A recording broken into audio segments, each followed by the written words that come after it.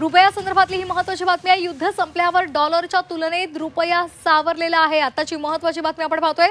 प्रथमच डॉलरच्या तुलनेमध्ये रुपया सुस्थितीत आलेला आहे अशी सध्या माहिती मिळते। गेल्या काही दिवसांपासून सातत्याने रुपया घसरत होता, मात्र आता 8 मे नंतर प्रथमच रुपया सुस्थितीत आलेला आहे।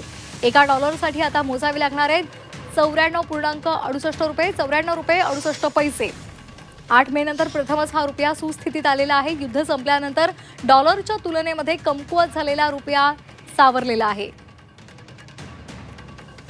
सर्वांसाठी निश्चितच दिलासादायक आशादायक बातमी आहे। प्रथमच 8 मे नंतर रुपया सुस्थितीत आलेला आहे।